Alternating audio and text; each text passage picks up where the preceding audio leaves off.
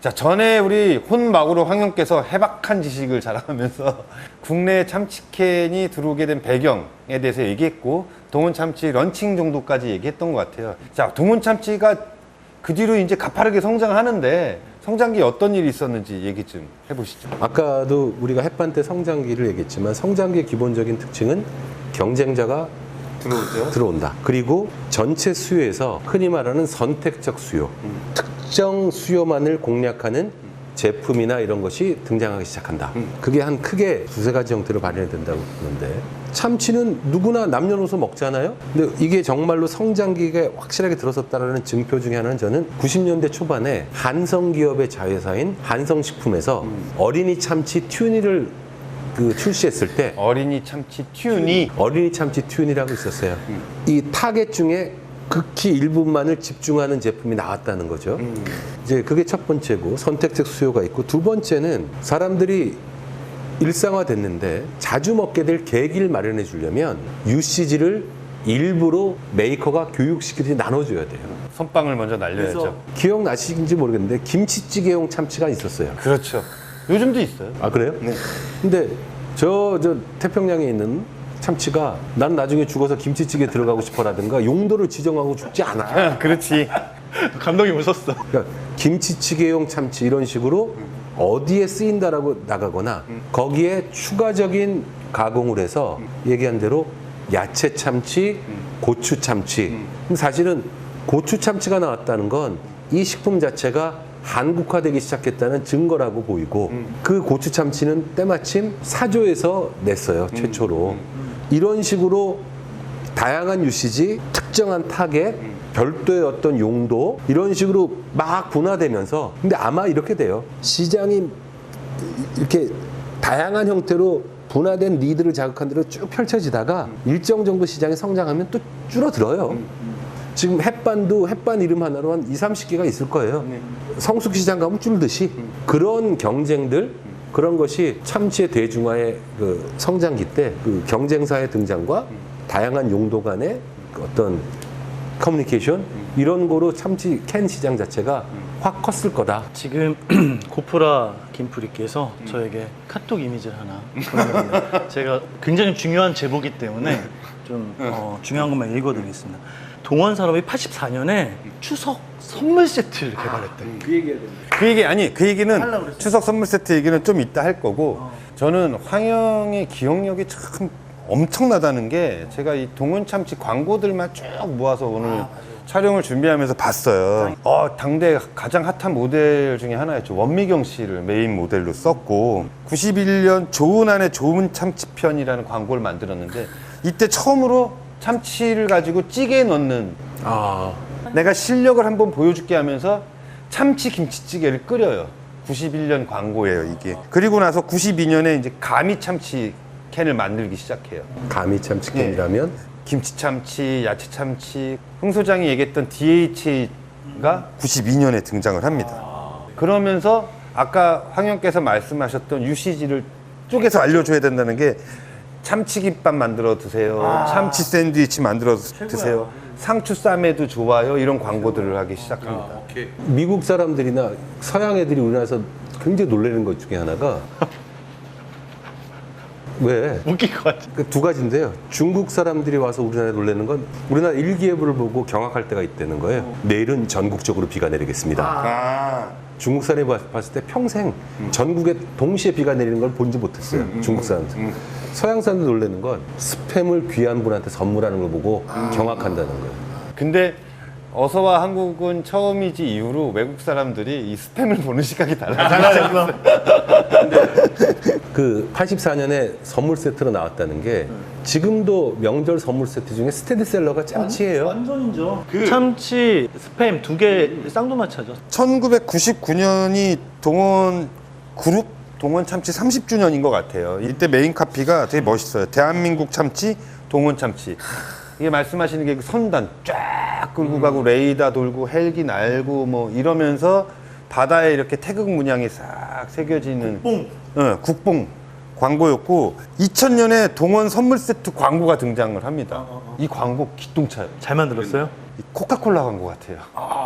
슬라이스 오브 라이프를 보여주면서 이거 보여줄 거죠? 네. 넣어주세요. 명절 선물의 대명사 동원 선물 세트.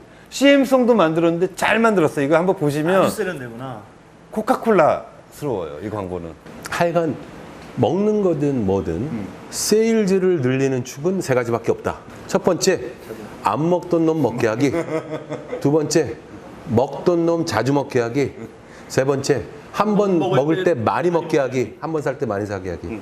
자, 그러면 참치캔 안 먹던 놈 먹게 하는 것, 자주 먹게 하는 것, 그리고 한 번에 많이 사게 하는 것, 이 한 번에 볼륨을 높이는 거는 선물 세트로 해결을 한 것 같고, 자주 먹게 하기 부분이 사실은 얘기했던 대로 유시지를 계속 늘린 거예요. 근데 약간의 고민은 제가 고민할 건 아닌데, 참치 캔 시장 자체가 이제 성장세에서 쇠퇴기로 접어들었어요. 그런 것 같아요. 이유는 펩시콜라하고 코카콜라가 브랜드 사례로 그렇게 뭐 유명하고 코카콜라가 잘하고 펩시는 떨어지는 걸 나오지만 펩시콜라가 망하지 않고 잘 되는 이유는 개인 소비자 차원이 아닌 다른 곳에서 많이 쓰이기 때문에. 그렇죠, 그렇죠. 우리가 개인이 골라 먹을 땐 코카콜라 부르지만 어디 햄버거집 가서 콜라 나왔을 때 이게 어디 거냐고 묻지 않아요.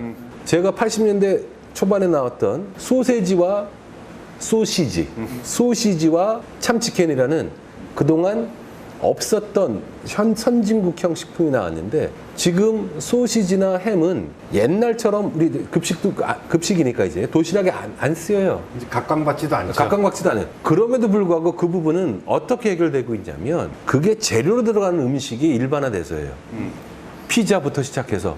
참치는 어떤 문제가 있냐면 개인 단위에서 소비가 아닌 가공된 형태의 소비 부분에 대해서 지금 제가 보기엔 일정 정도 한계 봉착한 거 아닌가.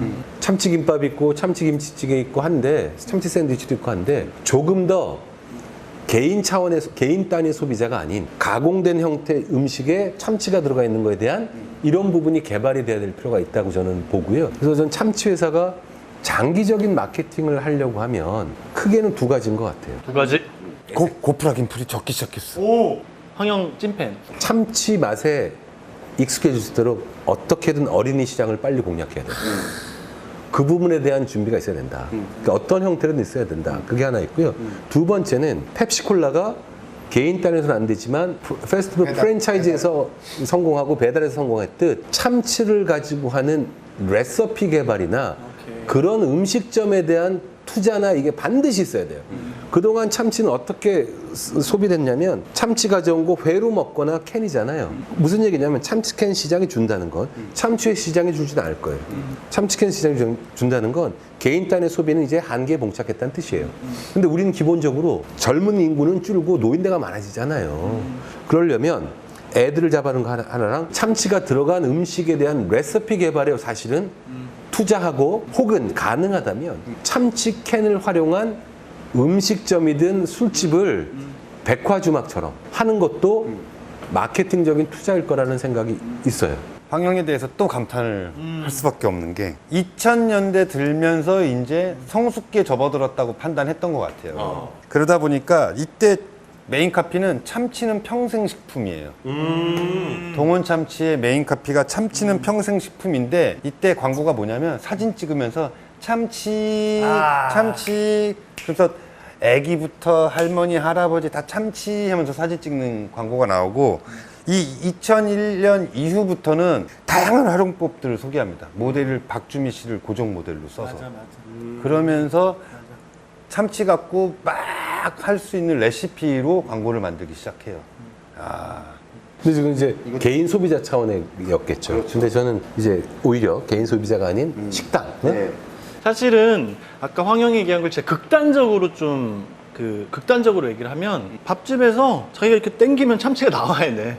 무슨 얘기냐면 콜라 따라주듯이 참치 마요 제가 제일 좋아하거든요. 아까 말씀하신 것 중에 그게 너무 좋은 것 같아요. 참치만 써서 하는 배달 음식점. 근데 동원이 아예 하는 거야. 여기는 참치 샐러드도 맛있고 참치 샌드위치도 맛있고 근데 뭔가 있어야지. 칼이 있긴 있어야겠죠.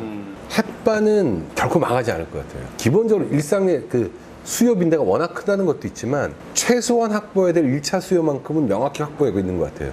급하게 밥이 필요할 때 써야 되는 거로서는 된 것 같고 편의점에서조차 낮게 단위로도 팔지만 4개씩 묶어서 판다는 얘기는 뭐냐면 기본적으로 장사가 되려면 집에 스택을 해야 되거든요. 쌓아놔야 되는 거예요. 참치는 그러면 명확하게 확보하고 있는 절대 흔들리지 않는 1차 수요가 무엇일까? 밑반찬 없을 때.